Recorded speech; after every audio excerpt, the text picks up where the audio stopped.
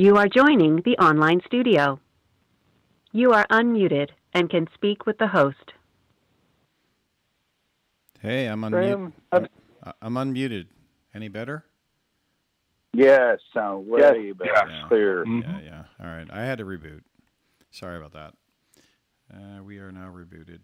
And I am ready to go, and I think Julia is ready to go as well. No, not yet. Give me a second. Sorry. I need to get my notes back up. That's all. And then I'll be ready. Do you have your MP3 pulled up? Yeah, exactly. Time. And recent. Just opening. Got that. And VMware.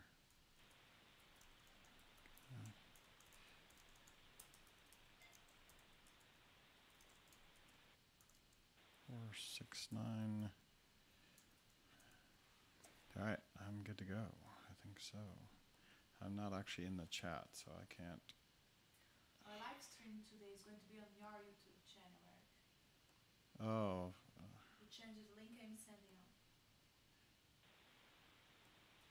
Fuck.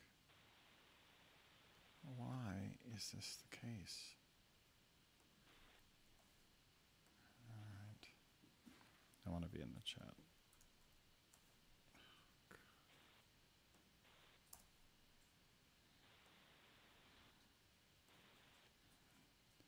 All right, I'm finally in the chat, so we can turn off all the spammers when they come on.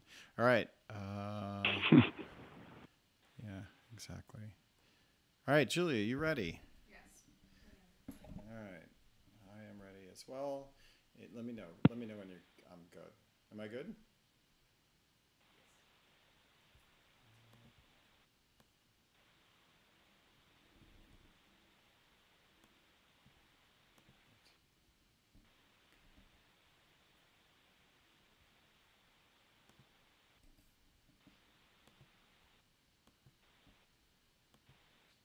Recording started.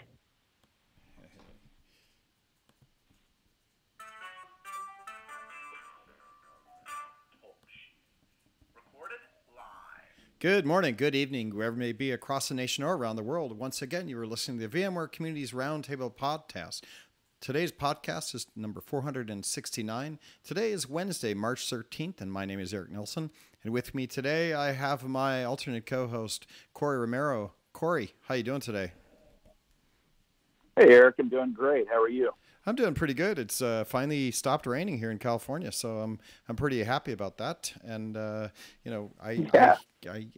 am sorry to say that John White's not going to be with us today, but at least we have you managed to get out and take a look at the bay today? You know, I have, and it's brownish green as usual, more brown than green, with a slight bit of stench on the east side. A little bit of stench today. That's awesome. Today we're going to talk about the vExpert application process. The vExpert applications were done in 2019 and voted by on the vExpert Pros, and so we have Matt Langguth. I guess we'll get his name right. On the show today, he is a vExpert Pro. He's also a manager of information systems, so he's a great community member. We got him on the show, as well as yourself, Corey, to talk about the 2019 application process, the voting process, and we talk a little bit about what made good apps, and so forth. So we're going to spend the show talking about the vExpert 2019 process. But before we do that, maybe we should just give a big congratulations to all the new 2019 vExperts. How did it go, Corey? You know, it went great. I just wanted to give a shout out to everybody on the podcast. You know, we had some really great applications. Thanks for everybody filling out your application. Thanks for being part of the vExpert program. Really appreciate it. We see this time of the year, we just see a flood of emails with people just saying thank you and appreciative of the program and what we do. And, we don't really get to say thank you to them very much just because we're so busy in email. So I just wanted to say thank you to the vExperts personally from me. We really appreciate everything you guys do.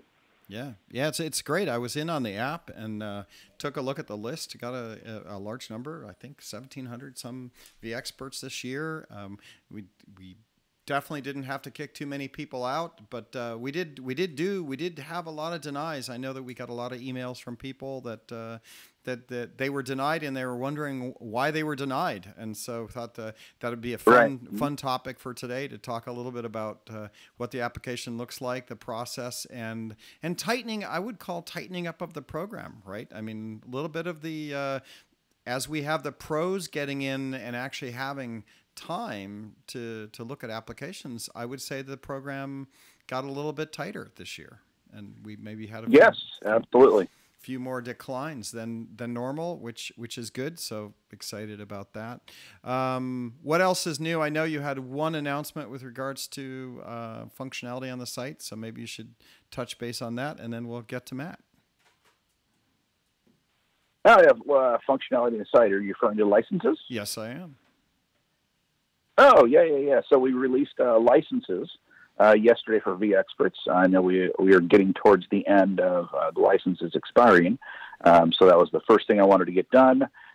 We put out licenses for vCenter Server 6, a bunch of stuff, vSAN, NSX, vRealize Suite, vSphere Enterprise Plus, Workstation Fusion. So, and we're adding a few more. These are the core ones that we wanted to get out right away, just because they had license keys expiring.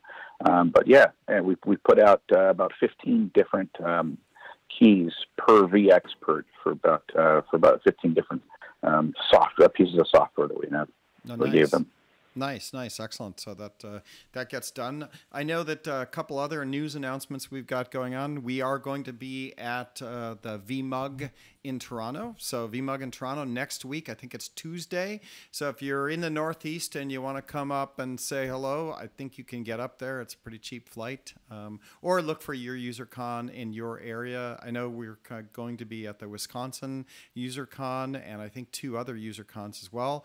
We're bringing the code booth set up, so we're showing up with the Raspberry Pis. We got little OLED sensors. So we're going to be doing OLED programming, and I think I have 120 OLED sensors that I've bought that you can get on Amazon for $6 or $8. I'm going to bring them all and give them away. So we'll have labs running all day. We have a room for VMware Code. I got the VMware Code banner, and we're going to show up, give away sensors. I also got a bunch of Raspberry Pi sensors, the barometric pressure sensor, as well as a handful of other ones. So I think I'm bringing 300 other sensors there. So if we run out of the displays, we'll have some for the lab machines, but we'll give away all the display ones, and then we'll give away extra ones as well. So if you're in Toronto or you're going to be around Wisconsin, I think it's in Madison. No, it's not Madison. It's Milwaukee, the UserCon there. And I think there's 2 other UserCons we're going to be at, and then maybe the Vancouver one. So we're scheduling those up, and we will be there just kind of having fun at the UserCon to kind of do things that are not just presentation, but get some hands-on space and introduce everybody to code, what VMware Code is about, DevOps, Kubernetes, a lot of the other things. So we'll talk a little bit about that while we're up there. But really, we're just there to have some fun and write some code. It's all written in Python, so if you're not a coder, you can, because Python has got to be the easiest language ever, and a lot of fun to make your sensors do things. And with Raspberry Pis, there you can do a lot of home kind of do-it-yourself fun, cool projects. So take you through some of that, some of the cool ones we've seen out there, and should have a lot of fun. So if you're in the Northeast corridor and you want to come by Toronto and say hello, I believe it's Tuesday. Registration is on vmug.com. Go to vmug.com and register, and we'll see you there. We also will be in Atlanta. If you're a partner, we'll be in Atlanta doing the same type of stuff in Atlanta. And Corey, I think you're going to be in Atlanta with us for the Empower Conference. So if you're a partner, people, yes, I will. Yeah, people can come say hello. We're going to be there for a few days, right? And Actually, I think Josh Millenthal on my team is out of Atlanta, so he'll come by as well. So if you happen to be going to Empower or you're a partner and want to register for Empower, you can go out and do that. We will be down there. We will have a code booth there, and we'll be doing the same type of sessions. We're building a Kubernetes session as well. We might have that one ready to go. So should be fun. This year is the year for Eric and Corey and the team to be out and about, engaging with people, focusing on the quality of the programs, just not the quantity. So I think I'm out on the road probably 10 or 15 times throughout the year, building out my calendar now. So be all over the place. So hopefully I'll get to see you before VMworld. And with that, I don't have any other announcements, so let's get to Matt. So Matt, first off, thanks for coming and joining us on the show. You're a vExpert Pro. You're also a manager of IT information systems. What's your company? Where do you work today? And tell us a little bit about your journey in the IT world as a career, and then we'll get into the vExpert topics. Well, Eric, thanks for having me on. I appreciate it. And how do you say your last name, by the way, just so we can... It is Langguth, sir. Langguth. Langguth. Great. All right. So so continue on. Who are you and what do you do? Well, my current role is manager of information systems for a global retailer and manufacturer of automotive accessories. We're based in central Pennsylvania, near Penn State University. Prior to that, I have held several roles in retail, healthcare, and local government within the IT space. Nice. And now, how long have you been a vExpert? I know you're a vExpert Pro, but maybe you should tell us a little bit about your history as an evangelist. How long have you been doing the kind of evangelist work, and how did you get into it? So evangelist work with VMware itself dates back to at least 2006, where I had originally started to use the software, and to use a cheesy marketing phrase, came for the software, stayed for the community, if you will. Nice. Originally involved with the Western Pennsylvania VMware Users Group, which is now Pittsburgh VMware Users Group, and had stuck with that, and within the last year and a half, have moved on to leadership within the Central Pennsylvania chapter, and leadership there with those or that particular group. Nice. This will be my second year as a vExpert. Great. So most of your work then is with vMugs and vMug leadership in general. Are you out on Twitter? And if so, what's your Twitter handle? That I am, sir. My Twitter handle is @GSXESX. That's a great one. I like that. That Nice. tells me that you've been with us since 2006 for sure. Very few people have GSX in their titles or in their Twitter handles. So that's awesome. Yep, nice one. It's part of the history of the company. I thought about that one for a little bit before I went out and registered a handle. Yeah, it was my first experience. The first thing that I got from VMware when I worked at Sun Microsystems was GSX, right? I got GSX and played with it. So that's how I found. Yep, it was there. So okay, so we know where you live and what you do in the community. So that's awesome. Now, when we introduced the vExpert Pro.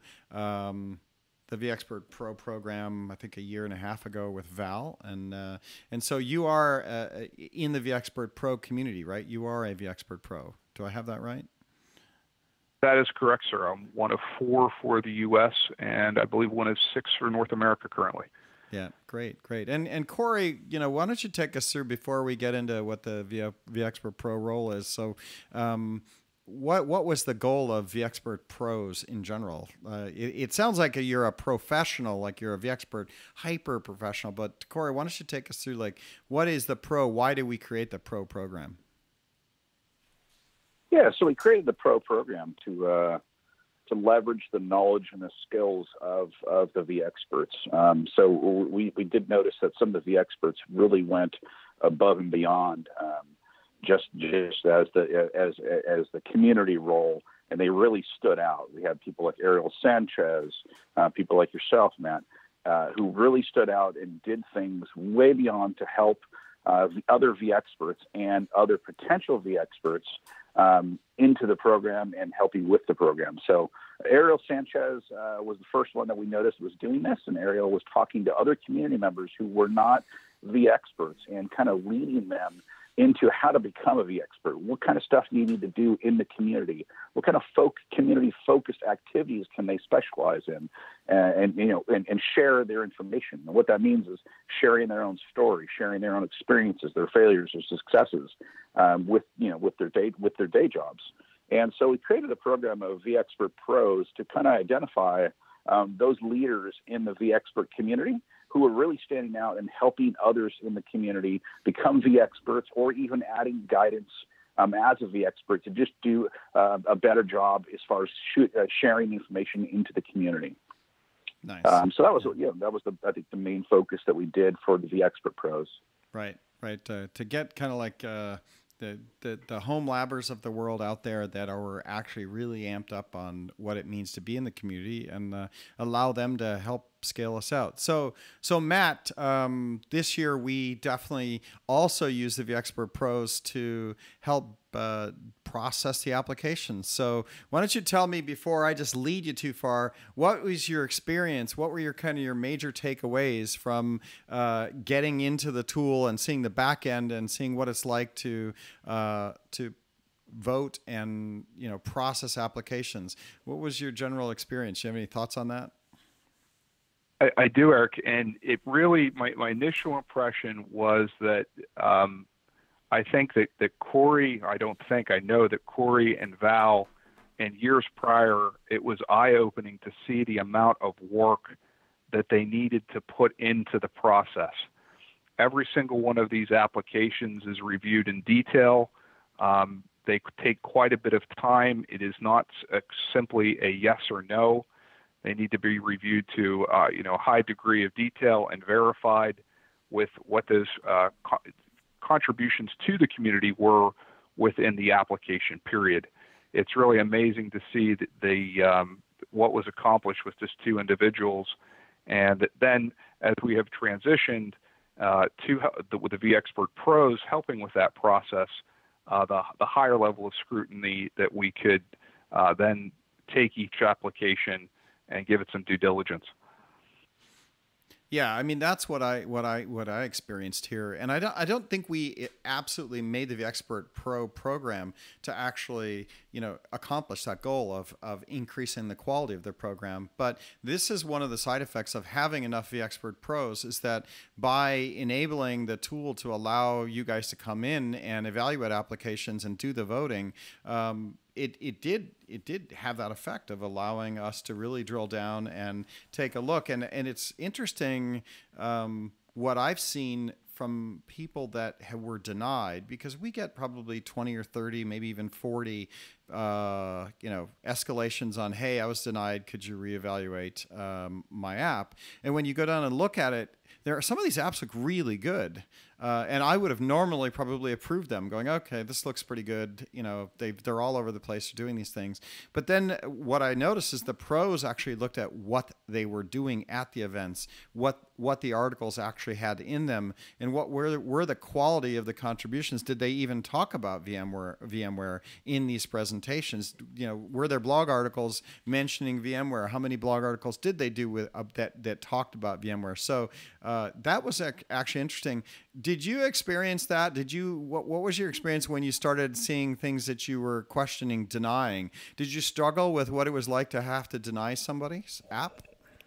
Well, I think it's important to note that even that personal bias aside, not a single vExpert Pro was responsible for an individual application. For any individual application, multiple persons reviewed it. If there was a question, it was often passed on. If there was something that was questionable or needed verified, there was a process in place that another pro could take that and take a peek at it and make a comment, and if necessary, pass it up the chain. I really like that peer review process, that not a single individual was responsible for approving an application or denying an application, and it allowed multiple points of view to take a look at an application and pass it along. Yeah, it is interesting. The tool has a log where when you're reviewing an app, and you can review it, and you don't even have to vote on it. You can just go put a note in, going like, well, I'm looking at this, I'm looking at that, and I want to go research these pieces of their app, right? And then that ends up in the history of the application, and anybody can go in later and look at that history and look exactly who reviewed the app, what their comments were, and then what steps did they take, along that journey. Like, did they approve it? Did they, leave it alone, or did they mark it as a flagged one? It's actually interesting. And on the escalations, that's the first thing that I go look at. And me and Corey definitely, get us escalations, and we go look at who reviewed it, what were their comments, what did they experience, and then we try to drill down and see if there's other things. A lot of things that I noticed on the denials is that, I'll say, well, tell us more. Give me some more data, because what I'm looking at the app, it looks like the reviewers did a pretty good job, right? So a lot of times guys that do applications just don't spend enough time, filling out applications, or they don't think through, will we be able to verify some of the activities that you did? So that was interesting. Did you actually end up ever denying anyone? Yes, sir, I did. There was several that were denied. Yeah, mostly based on the idea that it was lacking detail. Right. It's not simple enough to just say, well, I contributed here, or I have this Twitter feed, or here is my blog. If I could say one thing about the application, it would be details, details, details. The more content that you can provide, or I should not say that the more content, the more documentation as to the content that you're putting out there as a vExpert, the better. Times, dates, forums, audience size, if that's available, the topic, the URL to the video, the post, or the event. The more details, the better. Yeah, that's absolutely. Yeah. Yeah, Corey, me and you have talked a little bit about maybe modifying the application to allow it to be open all year, so that you actually build your application throughout the year. And maybe we even have a notice mechanism that says, hey, you haven't updated anything in your app in the last month and a half. Because I think a lot of people don't realize that when they, 6 months slips by and they really haven't done anything, right? And we're all busy, and we all have lots of things we do, and it doesn't take a lot of time to tweet or retweet, or to write a blog article on something interesting, but sometimes we forget. And that helping the vExperts actually build their application throughout the year by using it as almost like a evangelism manager, so that that app form could actually be, you're kind of like, hey, what did I, and maybe we could even make static quarters sections in the app, so that it could say Q1, Q2, Q3, Q4, so that you could look throughout the year and go, oh, I didn't do anything in Q2. Maybe I should go, it's only got a couple of weeks left. Maybe I need to go do something. It's just to remind you of what it means to do. And I mean, sometimes you don't, as an evangelist, need to be reminded, but it is kind of nice to just have something that helps you remember some of the things that you did along the way and write them down, so that at the end of the year, your app is actually built and you can just go hit the submit button. So that's another thing that we've talked about. So Matt, you denied anybody. Yeah. Oh, go ahead. Some of the best applications that were out there were almost in a spreadsheet format and in a date sequence, if you will, of here was the event or blog post or community presentation or UserCon that they happened to attend and maybe potentially present at, in a chronological order, and then links to those particular activities and the documentation behind that. And then that integrated into their blog. So it was a very quick overview of, here is the total number of contributions, here's the topic, and here's the proof that this actually occurred. So right. I think, and if you look at that, I would say this to existing vExperts, that this would be a great time to take a simple spreadsheet and to build some columns in and to keep track of that through the year of, okay, I made a blog post, or I presented it, at X, Y, and Z event, and update as you do that. So when the next round of applications comes, you can come back and either transition that spreadsheet into as part of your blog, or use that to help document your application process for the next round. Yeah, absolutely. And it also just makes you a better evangelist because you just can have a plan. You can actually put things in the spreadsheet ahead of time of the things you're thinking about doing. So it gives you kind of a guide of the spending time. I have my team members once a week sit down and build a status report, not because I really need to know their status because I work with them every day, but it forces you to think, because we have a section, what are you going to do next week? And it forces you to think, what am I going to do next week, right? And I have to do who am I going to have on the podcast next week? And who am I going to have the week after that? So you can kind of start to plan out your activities, because if you don't, it can get kind of harder to figure that out, or it kind of haphazardly. And it makes you a more effective evangelist. So I like that. Document activities, build a calendar. Absolutely, and if you can check that spreadsheet throughout the year, and it would give you a little bit of a personal status board of, well, do I potentially need to blog a little bit about here, or is there a potential VMUG event that I could attend and ask to potentially present at? It's a self-check of how you're progressing throughout the year and how you're contributing. Yeah. I think that's a neat way about going about and doing it. Corey, I think I have to ask you, because we did put a sample app out. I mean, Tony's on the call. We used Tony Foster's app as kind of the sample app. Do you think that we saw a slightly higher quality app this year based on the fact that we gave people, some samples?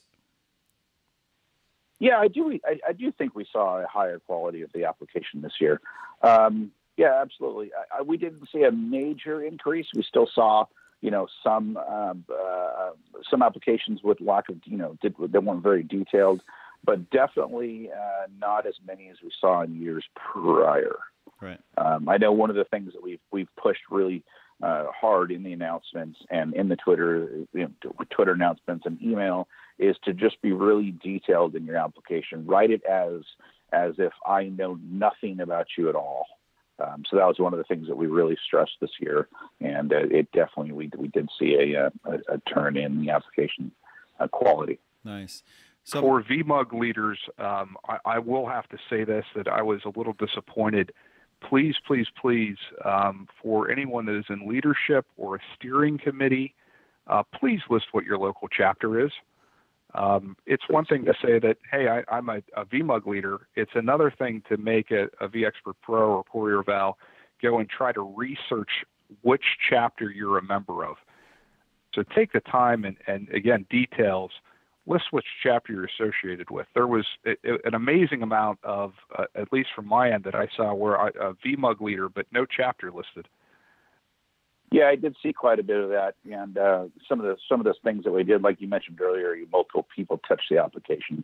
There were a lot of applications that were denied or deferred based on the lack of detail of, okay, all it said is VMUG leadership, but didn't say the chapter, didn't even say if it was in the United States or where it was. So we spent quite a bit of time Googling the names, Googling VMUG, figuring out what chapter it is, putting that in the notes, and then going back and referring and reviewing that application again. So absolutely. I back that 100%. More details for VMUG leadership for sure. And if you're a member of the steering committee, I think it's important to note that that's just, we do take the time to verify these details. We're going to reach out to your local chapter leadership, check to make sure that you're active with that group, and verify those details that are listed on your application. Yeah. So Matt, did you feel any pain? Absolutely. Did you feel any pain when you denied somebody? No, because again, when I think we should be clear there. I may have made, my opinion was to deny a particular applicant, but no one person held that power. Any denials, I think, were then peer reviewed. And we had an agreement that the quality of information within the application was not did not meet the standard for vExpert. Anything that I came across was, I think, deservedly so, that it did not maintain the level of standard that we're trying to look for to designate someone as a vExpert within this program. Yeah. All right. I got to say, that's why I'm a community member guy, because a community guy at heart, because every single one that I ever hit deny on, I always feel a little tinge of pain, not because they don't deserve it, because I get it. You know, you look at some of these apps and they really don't have anything there. You look at their Twitter feed, it's not there. But I always feel the little bit of pain of, oh, they're not going to get to be a vExpert, right? That's the little bit of pain I feel. Just a tiny bit of like, oh, rats.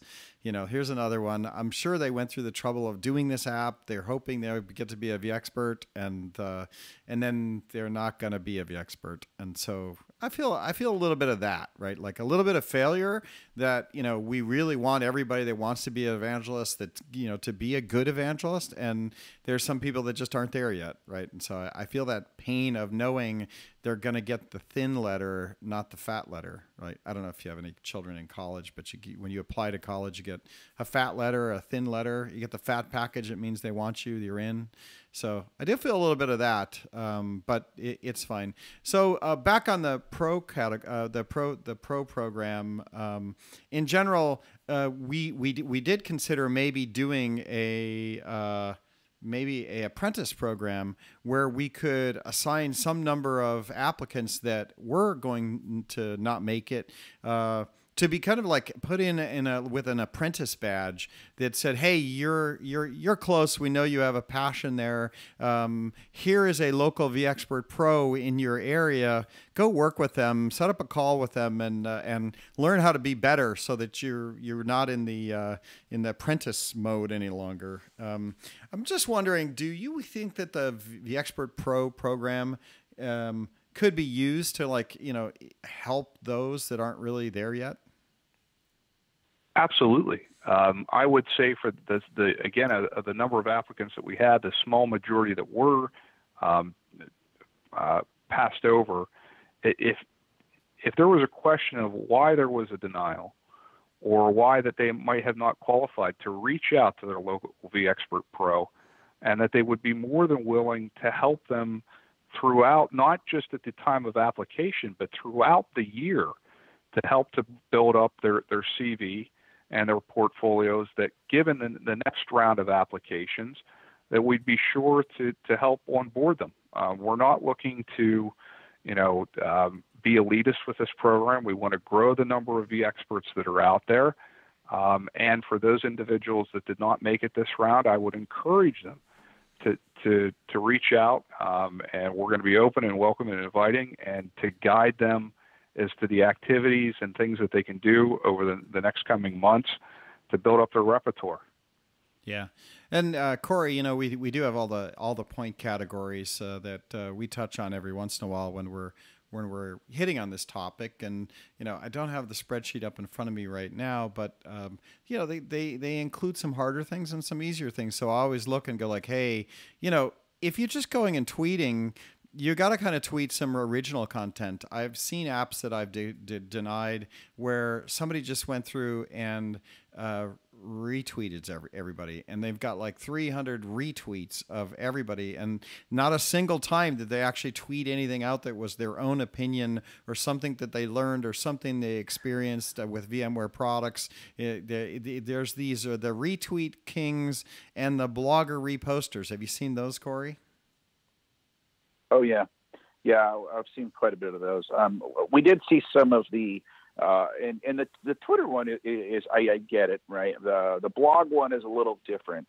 I did see, not quite a bit, but I did see a few blogs where they've gone away from writing original content, and where then they're reposting content, either out of advocacy to the blogs, or just writing really, really short blog articles like, vCenter X was released, and just a link to the release notes or to the announcement, or to a KB article where it was just really short, where that really isn't counted as a blog post. It's a blog post technically, but it's not counted as original content. We're really looking for things that, you know, you've experienced yourself, your failures, your successes, your wins, the little nuggets that you can share, things like that, what we're really looking for.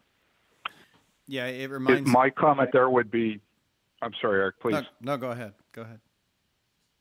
So the simple rule of thumb there would be, if you're going to retweet, retweet and comment. It's not simple enough just to have, to grab a communities feed and retweet, what the latest releases are. What are you looking at forward to that? How are you going to implement it in your environment? Have you had an experience with that in your home lab? What are some of the, hurdles to adoption for that particular product that was released that you might need to encounter, and how you're going to tackle that?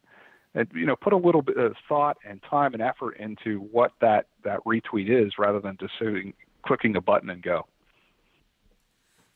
Yeah, absolutely. Right. We definitely saw the blogs that do that. We're also building in this subject. If you're looking for good blog content, we're going to be releasing in April a new site called blogbeat.vmware.com. So much the way we have the vExpert app, the Blogbeat app will actually be an app that has sections for all our major products where the BUs are going to put in looking for articles, so that you can go into that site, and if you join the Blogbeat program, it's free, you can just join it.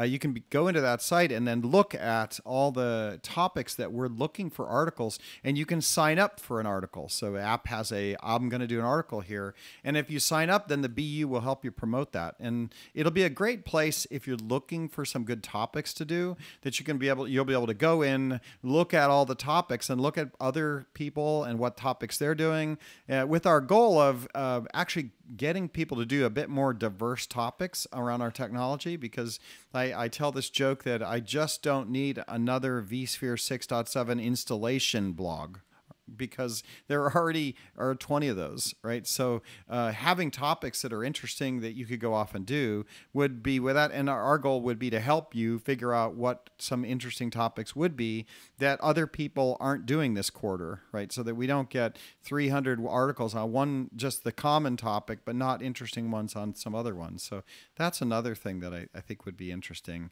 But Twitter is an easy way, to be engaged. You just have to spend some time there. I do agree with you on adding some comments. We have the Dynamic Signal app that we invite all the vExperts to, which is a content flow where we publish content from the BUs, as well as vExperts can submit content into that. And there are like 100 pieces of content a day that go out on that tool. But the tool now has made it so you can't just retweet. They don't let you do that. You have to say retweet, and it makes you put in a comment, so that you're actually, engaged in the content as opposed to just retweeting content. So blogging is king, tweeting is king, but it also means you have to share part of what you're doing. I remember the old BBSs where they had this requirement. Corey, I don't know if you remember this, where when you would log into these BBSs using the modems, you would have to upload one piece of content for every 10 that you downloaded, right? And I think that I'd like to actually make that a requirement of all my community platforms, that you actually have to go hunt and do something for every 10 things that you go consume, right? Ratio enforcement for vExpert. Yeah, I love it. Yeah, exactly. Right. Yeah. I want to. Hey, real quick. Yeah. Real quick. Hey, we mentioned Ariel Sanchez the other day, and I just wanted to say today is Ariel's birthday, so I just wanted to say happy birthday, Ariel. Sanchez. Happy birthday, buddy. Appreciate you and everything you do, and hope you have a fantastic day today if you're listening. Truly one of the godfathers of the V community. Yeah. A great gentleman. It sets a tremendous example for all of us. I'll just wish him a sad birthday. Everybody else wishes me happy birthday, so I hope it's a super sad one, because life is about the ups and downs. So at least that's true. Without the downs, you don't have the ups. Yes, if you don't have the ups, if you don't have the downs, then you're just happy all the time. Pretty soon you get depressed, right? So sad birthday to you, Ariel. Awesome shout out there.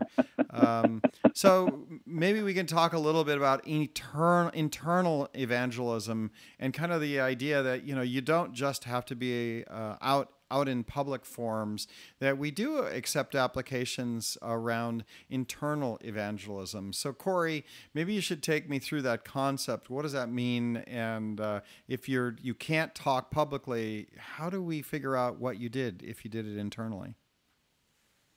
Yeah, so that's probably the hardest application to verify is the internal champion. An internal champion is you kind of described it there a little bit, is someone who can't publicly or even share with us directly what they do, but they can share the evangelism pieces that they do in the organization. Most of the people that are internal evangelists are people who work for government agencies where they have security clearance and they just can't even talk about anything that they do, period. All they can talk about is, hey, I evangelize the product within this organization, and then they list those types of evangelist activities, and maybe they'll even give us a customer or partner reference in the application that we can go and verify. So those ones take a little longer. We do things like, we check the employer, we go onto LinkedIn, verify that they do work for the United States Army or the Department of Defense, and then we'll work with the customer team or partner team and mail them. And we also look at the details of the application, right? If it's obviously just hey, I work for the U.S. Army, I'm an internal evangelist, and that's it, there's nothing really to verify there. So there's no actions we can take as far as approval. So that's pretty much the process. Matt, what did you come across? Did you come across anybody who was an internal evangelist? We did come across some of those, and that was, again, just coming on board to this process. I would again, it's hard to verify, but we do take the time to do those, and that we would reach out through channels and verify that. And I wouldn't use that as, if someone is afraid as a vExpert or that they feel that they want to apply but can't publicly speak to the specific content that they're trying to evangelize, to come out to the vExpert pros, and we'll work with you through that process. I wouldn't use that or be afraid to apply just because you can't speak to individual things that you're working on, whether it's DoD spec or whatnot. We'll help you. There's multiple ways to accomplish that goal. Yeah. The thing I would say in that is that there's kind of even two categories of internal evangelisms. There's internal evangelists that you can talk about, and then there's the ones you can't. And you've talked about the ones you can't, but there's also, I remember, some internal evangelists that are working for Home Depot and others that they're allowed to talk about it. And it's okay. We actually reward people that are evangelizing our products internally, so you don't have to be using public-facing channels to be considered an evangelist. I know a lot of guys internally run, websites that keep templates of VMware, technology, from vRealize automation scripts to Power CLI scripts, and maybe all that work that you're doing is actually enablement inside your company, but you're rated the number one guy that's actually helping people. So vExperts is also a community brand of helping, right, and sharing. And so if you're not an evangelist external, you can certainly be a helping, sharing person that is doing it inside your company. And those are obviously easier to build your app for. But I always try to remind people that it's not necessarily all about just the outbound stuff, the blog, the Twitter, that it can be things that you're building internally to enable, people inside of a company to consume our products easier, because it's all about making life for IT people easier, right? So there is that public-facing internal evangelist, I guess I'd call them. So one of the applications that was memorable from the internal perspective that I remember seeing was an individual that had arranged an internal customer roundtable with their local TAM and their SEs for multiple business units across an organization, and at multiple times throughout the year, and went through and documented that process. So they're a great example of, not specific content, but topics that were relevant, and then we were able to verify that through the TAM and through the SE for that particular individual. Right, right. Then we obviously we have the pros. I'm sorry, not the pros. The partner, vExperts that are working and actually working through channels, right? That are actually doing a lot of channel support, right? Where they're not evangelizing as much as they're supporting, and answering questions to smaller VARs and resellers. And so we get the whole partner ecosystem that actually spins up vExperts as well. So I'm just going through the categories of people that are vExperts, right? We have partners, we have field, we actually have VMware employees as vExperts, right? And that's also a place that maybe you're working on the product and you're taking a lot of calls, or you're answering questions on Slack channels, right? Where you're actually just engaged with the community and adding value, and you're adding value in a very niche kind of way. That's okay, right? And we get to evaluate those guys. So in the land of adding things to the vExpert app, Matt, was there anything that while you were using the tool this time, did you go, oh gosh, I wish the tool would do this, or oh, this particular sequence annoys me? What did you think of? What was your experience using the tool, and do you think there's some opportunities to make it better? I think that, let's look at it from what our customer would be. So our customer would be the applicant. If we could really make a push to have an open application period, if you will, where a applicant is able to update the information throughout the year and add the individual blog post or VMUG presentation or UserCon or whatnot, and to build up that repertoire within their application, so that we use this as the vExpert syslog, if you will, to help document those activities throughout the year rather than trying to cram everything in at the end. I think that would be of a benefit for the entire user base.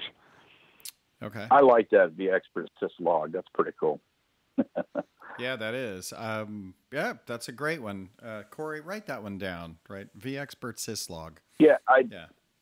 Just did. Yeah, I like that. I also like vExpert MOTD, right? Like I would like an MOTD. You log in and it just kind of has like a little MOTD window that, is text-based that tells you all the kind of key dates and things you should know about in the community, right? That would also be a kind of a fun thing for the app, right? Log in and have an MOTD. Do you guys know what MOTD is? Message of the day back in the absolutely Unix days. Yep, Mm-hmm. Sweet. Yeah, I actually taking notes on that right now. I like that as well. I don't say thank you enough to Martin. What's Martin's last name? Martin Smith.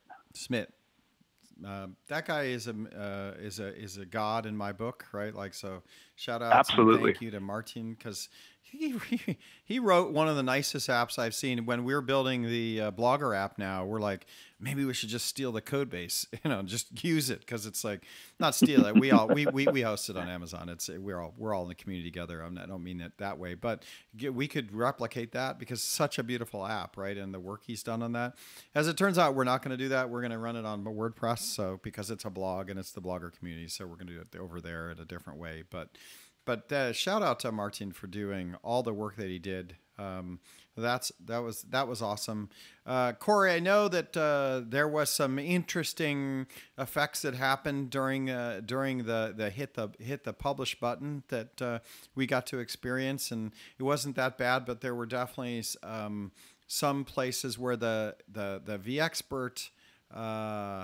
It wasn't the blog article, but the vExpert list got published a week or so ahead of time when we were doing the voting. We had that list that got published early.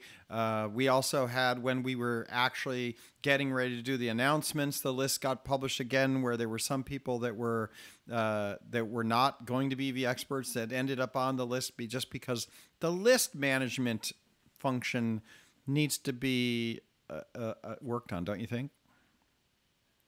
Yeah, it does. Yeah.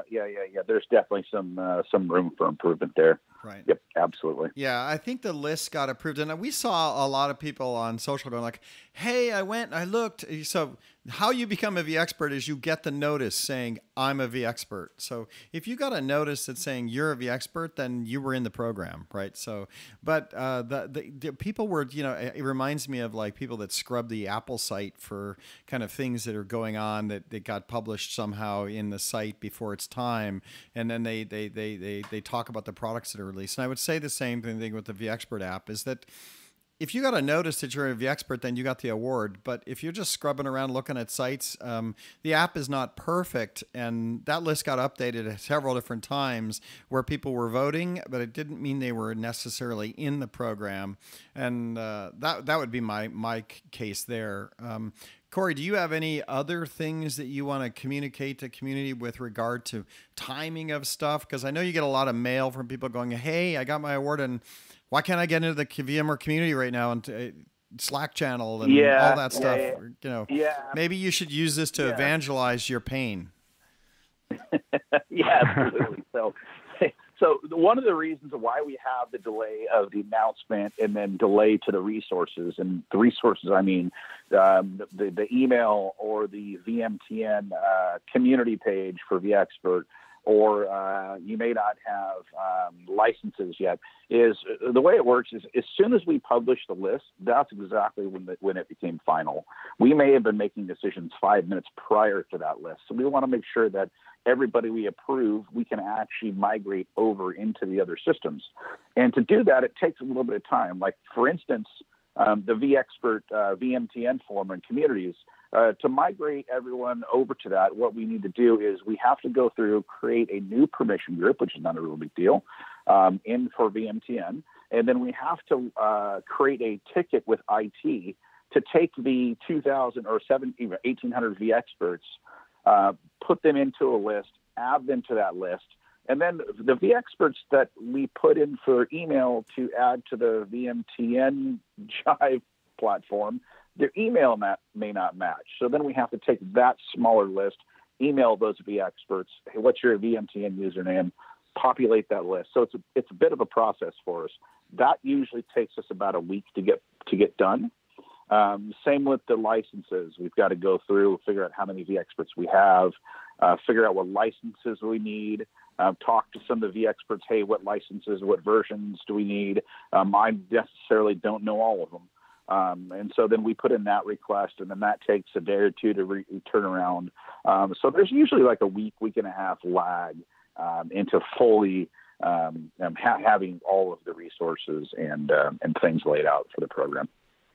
Yeah, right. Okay, that's a shout out. So to repeat, because you have to repeat things 7 times in order for your brain to start accepting them as facts. So we'll repeat. It takes about 2 to 3 weeks for everybody that becomes a vExpert to get in the systems, because when we vote and we approve it, now we could do a different thing where we vote, we approve everybody, then we wait, and then we go get everybody in the system so that everything is ready to go. Then we announce. But that's not particularly how we've been doing it, and maybe we should consider that. But what we do is we vote, we get the whole list together, and we're so excited that then we want to publish it. So that's what we did. And then once we publish, then we go back and we put you in Slack. We get the licenses ready. We prepare the license. So you get announced. You're in the program, and it reminds me of getting accepted to a university. You get the fat packet, then you have to come 2 weeks or 3 weeks later, you come in for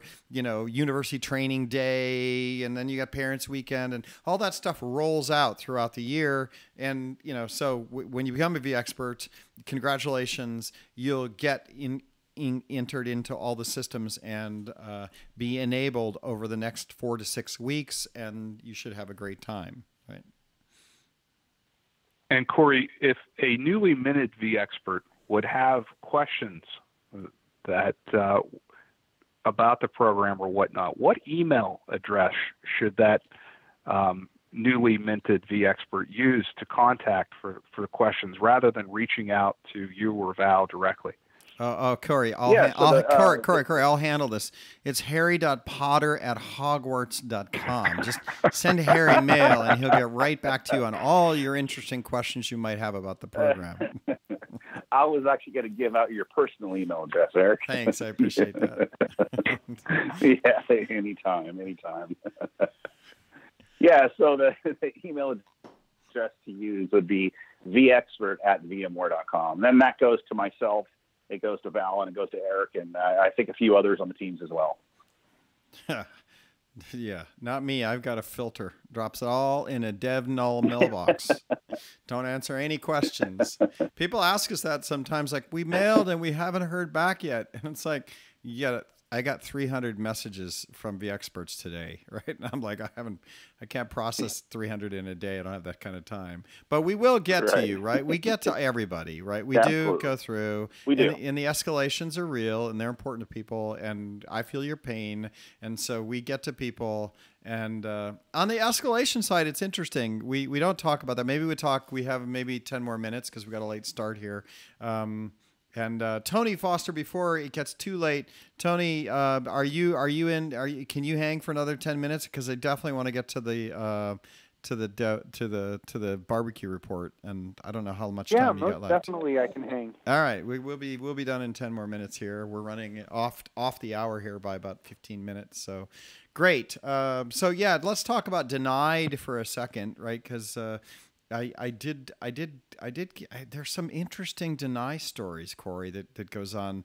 Matt, it doesn't sound like you're not the emotional guy. So you're just like, if you meet the criteria, you're in, but if you're not, you're not. But I do. I mean, I don't want it to come across that way. That I always want it to be that we do hold people to a certain standard, but that if an applicant was denied, that we would do anything to help them to come up to right. where we're trying to head the program, what direction we're trying to bring and maintain. I don't feel like that, or I don't want to come across as here's the axe, if you will. That's right. So in a real sense, but along those lines, there was some applications out there that were just not quite up to par. I could think of a couple examples where. If you're going to list your Twitter feed, make sure that it's public and that the tweets can be seen. You know, pretty basic remedial things. That if you're going to list your Twitter account as a source for your vExpert advocacy, let's make sure that it's public. Yeah, I would say there were 3 categories of denies that I wanted to touch base on, right? The one category, which I actually feel for people, is I didn't put enough information in my app. I'm actually really probably a vExpert, or I am a vExpert, and I've just been denied, and I don't understand why. And then we have to go back and forth with them. I feel bad for them, and it turns out they were a great guy. They had done a ton of stuff, or a great person, and they just didn't have a way. And their app was pretty good, but there was no way to verify a lot of the stuff that they were in. So the app was good. That's one category. The app was good, but they were denied because they didn't really think about verification, right? And they got kicked out because most of it was not verifiable. Then we have to work with them, and there was probably 20 or 30 of these type of people that we have to work with them. We go verify it, and sure enough, they are really great people, and we feel bad that they got the rejection notice, and we fixed that, right? And there's been a couple of those. There were a couple. Then there's another category. There were a couple tool bugs, right, that I saw, right, which is I looked at, we got their escalation, and we go in the tool, and there's no record of anybody even looking at their app. And they were denied, and there was no one that actually went in. Somehow no one got to their app, and it wasn't that they were denied. I think they were just never approved. So somehow they slipped through the cracks. And I've only seen like 4 of these through the escalations that have come through where, and I actually apologize to people going like, there's no history here of voting. It doesn't look like anybody looked at your record. Don't know what happened, but you clearly, I've reviewed it. You look good. And they obviously sent me a bunch more mail on all the other things they did, and we go approve them, and away they go. So that's another category, which is just a couple tool bugs, which happen. Don't know what it is. Applications have bugs, as they all do.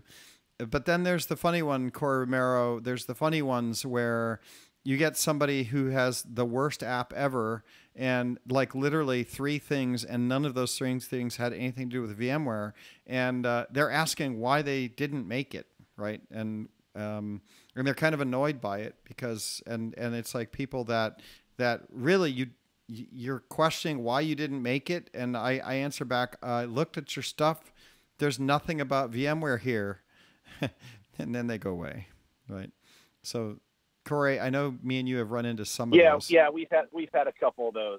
Yeah, definitely. I think I had one where, I replied back and, they appealed, and I just replied back, hey, then I sent a screenshot even, like, there was literally nothing in your application. There was no web address. There were no details of anything, your name, and that was it. And, I think one person said that they're trying to keep it super secret. I didn't understand that. Super secret. We saw a handful of those. The super secret app. Yeah, super secret. I know there was one that somebody actually complained, well, everybody gets in. What do you mean I had to do stuff? I thought I just applied and everybody got in. Like, yes, yeah. We definitely did have one of those. Yeah. Now it's true that we do like to have evangelists, and we do like you do work. And if you do work, we're probably gonna let you in if you cross a threshold. But yeah, there you go. Now, I would say that, Matt, you bring a level of professionalism to the voting, and in the scalability of the voting. It has been great with the vExpert Pros because now we have enough people that we can actually segregate out apps, and we can actually have secondary and tertiary review cycles, like you point out, that actually just bring the quality of the program up. And I even told Corey that it's not, I expect to see less vExperts this year. That's okay, because the quality of our programs are going to improve. Absolutely. Couldn't agree more. 2 other categories that I'd add to that list would be, multi-year vExperts that have grown a little apathetic to the program. I saw several applications that listed I was a vExpert the previous year, but no other content or relevant blogs or very little, retweets or whatnot. It was just, I think, a little bit of, I made it last year, and it sort of to fall off a little bit. I think that, we do evaluate these year by year and case by case, and take time to especially this year, verify all the details, so that as we always appreciate, and that multi-year vExperts, that it is voted on and looked at on a yearly basis. That just because the previous year's contributions, yes, that does build credibility, but you still need to contribute. Yep. And then absolutely, and then to close off the podcast on this, I want to turn the knob a little bit and just invert the whole thing, which is the reality is this program is not what you can do for us and your application. Even though we do have to do this application process to get you in the program, this program, what I like to focus on is what we can do for you. Right. This program is about what VMware can do for all the vExperts to enable them, to make them better, to make their life better, to be happier, to be well adjusted, to have a good work-life balance, to spend less time working on your tech and sharing it and engaging. So I always want to just remember that we go through this voting process, we go through this awards process, but really when we're working with everybody throughout the year, it's how can we make your blog go farther? How can we increase the reach of your blog? I tell Tommy Berry, hey, go watch vExperts and just retweet them on the 500,000 follower VMware channel, right? Give them more access to the whole VMware ecosystem. So I always want to bring it back to, like, this program is about a rewards program, how we can do more for you, what we can give you. We give you the license, we give you, some t-shirts and swag from vendors, and we enable that. And I always just want to remind people that, even though we go through this process, this program is about what VMware can do for you, because we're so thankful that everybody loves loves our products enough to spend their time building their career around what we have to offer, and then sharing with everybody else to make everybody else's career do better as well. So Corey, in 2019, do you have some goals around, making it a better program? Yeah, absolutely. And I think with the introduction and with the vExpert Pros, I think it'll be a better program for the vExperts and, all together. And this year, we're definitely focusing on the quality of the program. What can we do to make the program better? What can we, how do we involve more BUs into the vExpert program itself, right? Other than just the sub-programs, how do we get the vExperts access to more beta programs? I know last year we didn't do a great job on beta programs, which the years prior we did.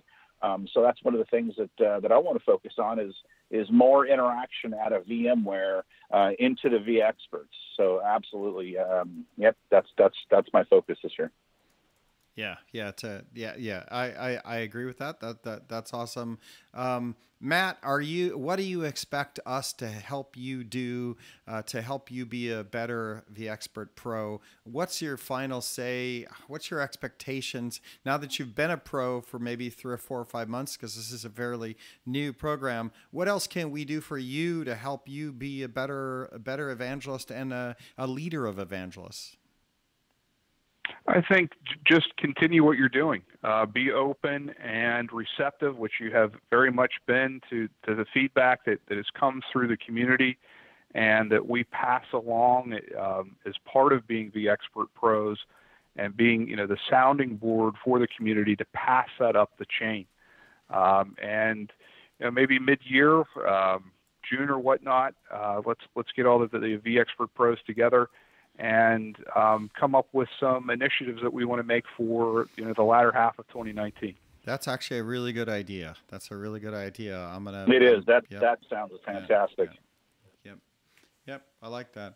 All right. With that, we have been an hour now, so I would say we're at the top of the hour, but we're pretty close. But we'll transition to the V Barbecue report at the end of the show, as always, because it's near lunchtime. So Tony Foster, I saw you on social. I saw you finally did grill the little green Brussels sprouts excellently. They look brown and crispy, at least the couple that you put on directly on the grill. How'd it turn out?